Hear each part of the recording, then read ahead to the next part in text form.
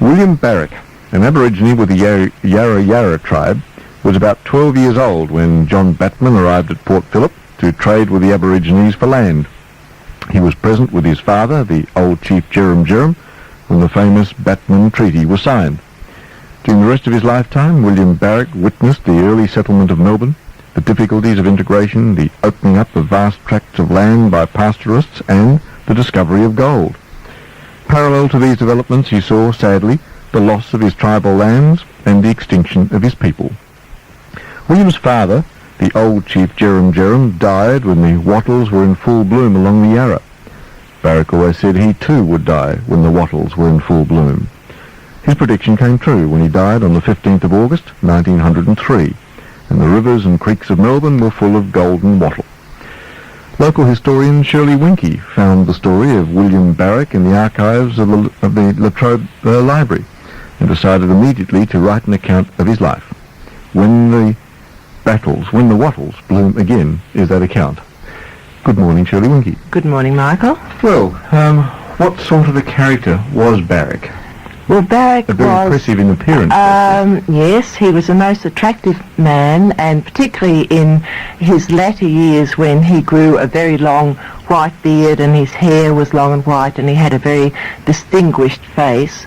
But you ask what sort of character he was. He was a very determined character and a very fine character, and very dignified, I think, came through mainly with everything I found about him. And he took his responsibilities very strongly as leader of his people, and in his latter years, when he was at Corranderk, a reserve near the Healesville area, he battled very strongly for their rights and became, which is rather topical at the moment, a very expert politician. He very quickly learnt that it was not very good to write a letter and sit back and wait for reply, and it was Barak who led the first deputations down to, first of all, to the board, who were there to protect them, but having no result from the board, he organised a deputation and walked from Healesville down to Parliament House, confronted the parliamentarians, much to the ire of the board, and I think it was Graham Berry at that time was very sympathetic to their plight, but that was very typical of Barak. He would have had a bit to say on the assets test too, wouldn't he? Yes, I think he would have been doing very well just at the moment. But he was a very nice gentleman. He had made lots of friends, and he was very welcome into many homes. When was he born? He was born in 1923. And there was a little bit of doubt about the date of his birth. He wasn't quite sure himself, but in looking back, he remembered being present when the treaty was signed, and when he was an older man, he pointed to a young boy of about 11 or 12, and he said, I was about that age. And if you did your sums, it seemed rather correct that he was 12 and born in 1923. Because a year or two later, the whites had already taken over... in 1918, aren't we talking about? I beg your pardon? 1923. Oh, I'm sorry, 1823. I'm terribly sorry. Yes, that accounts for the worried look on your face. 1823, yes.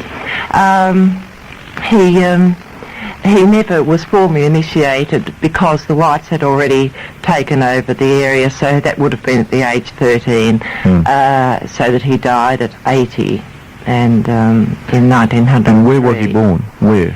Well, he was born at Brushy Creek, which is out the Muralbark area, along the Yarra area. That was the area of the Wurrung tribe. Well, he was so heavily involved, of course, in what happened there when the whites moved in. Yes. Well, it was very interesting. When I was doing this research, I came across a small packet of papers, just sort of gathered together by the library, amongst which was a page torn from an exercise book, and just my words, William Barak, scribbled in a very unformed hand, and it just was so remarkable to find this, which he dictated as an old man to a young boy at Corranderk at the request of the superintendent. And he started off by saying, I remember Batman, I remember Buckley, I remember Lonsdale, I remember Langhorne and the mission school. And it was just so ideal to build the story around that simple one page, which is what I did for part one of the book, because everything he remembered was our history. What did he then see, though, of what happened to his own people at the time? Well, I really have just really looked at Barak's life. I really haven't taken any very much divergence from that. He did see, of course, that drink, of course, as we know, and despair and disease. His tribe were just, his people, all his people, not only his own tribe, but rather remarkably, in all the research I've done in very many areas, it has come through that the Yarra tribe were a particularly intelligent and well-adjusted tribe. I don't really know why, because I'm not an expert in Aboriginal matters, but that was commented by many people, and they learned to adapt more easily than some of the other tribes, so that they quickly learned to work and track, and they were good horsemen. They worked on properties, and Barak and his own little group adapted rather well. What did you learn about those early days of Melbourne while doing the research on this? The early days of Melbourne. Well, I think that, Batman and the very early days, I think that they really wanted to protect the Aboriginals. I don't think they saw themselves in coming in and dispossessing, but unfortunately that did happen. There was very little control possible when they opened up vast tracts and there was not the communication problems, and they didn't understand, of course, that they were forcing the Aboriginal people off their own land into lands of enemies, natives, so this was a great problem. But I learned that from the very early days in Melbourne, a tremendous respect for our forebears. They were so brave to have come such vast distances and with very little, and how they used their initiative. And I think possibly this is why Australians today are said to have great initiative and be able to make do in certain circumstances. And I'm sure we've gained this from our forebears. Then at the same time, of course, say between, you mentioned 1836 to 1863, the number of people in Barak's tribe dropped from 350 to less than 33. Yes, it happened in all the tribes. One of the reasons, of course, they refused to have children. They said, why have children now when white men had taken our land? And you may or may not have heard of Derrimut, who he actually saved the whites from massacre. And when he was getting older, someone said, why are you so unhappy? Why don't you take a lubra, settle down, have children?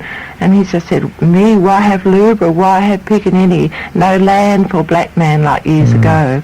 And that was their attitude. And a tremendous sense of melancholy was the term used. It was just despair and melancholy. And I suppose it was just they didn't really feel any particular need to live. And they used to sit around and they just felt that there was no life, and they did die very easily. And the mortality rate, they did come down with the white man's sicknesses and disease, bronchitis and all the other horrible things, and drink and tea and sugar. This tobacco, tea and sugar was bad, and it was very hard to keep them away from where white men settled, because in the early days they'd been handed out as a sort of friendship gesture, his tea and bread and some drink, and of course they just wanted this then. It became an immediate addiction. You talk about Barak having gone to a mission school for a while where he learnt to sing. Hallelujah. Oh, yes, yes. Wasn't it lovely? Yes. Well, that was the mission school Langhorne set up where the botanical gardens are now, and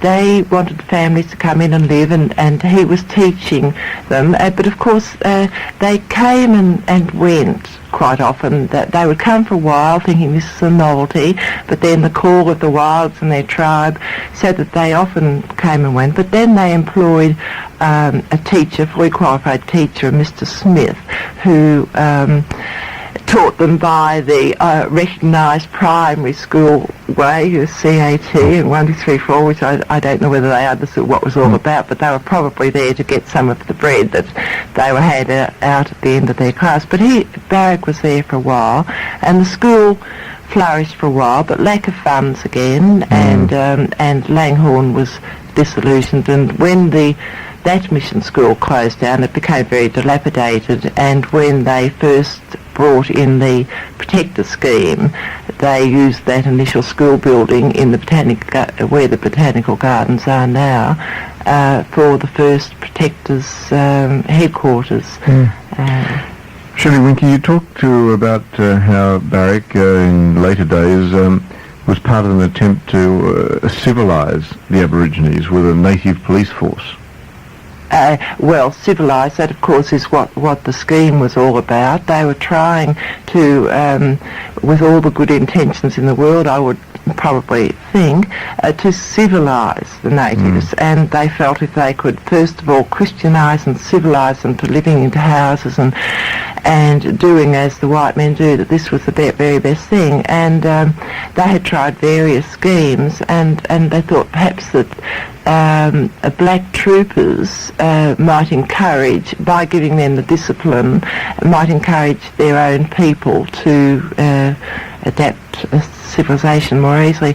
But it went for 11 years, and I suppose the early settlers thought it was reasonably successful, but in actual fact it was very brutal, because it encouraged the natives themselves to go out and hunt natives and slaughter them, kill them, because they didn't consider that the brotherhood of all black people, because anyone outside their own tribe was an enemy. So they were rather only too happy to go out hunting others, and they did become brutal, and of course they got drink very easily there too. But that isn't everyone. One of the reasons that I'm happy to write Barak is just the way I'm talking now. I'm saying that, the Aboriginals were in the native police, but you must know names, you must know personalities, and you must know that amongst them there were very fine people who didn't succumb to all these temptations.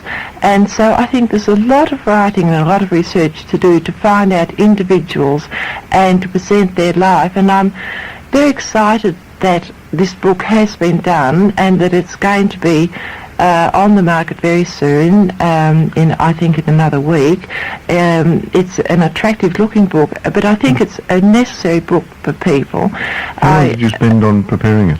Well, I've been over 2 years full-time, and more than full-time, and I was lucky to have some advertising in The Age on Monday, and ever since then I've had so many phone calls from librarians and people saying, we're so excited, this is just what we need.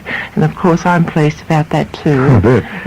But it is a time where we talk about it, and particularly now with our anniversaries and so forth, and celebrations, that we don't really know, I'm sure most of us, what happened. No, that's right.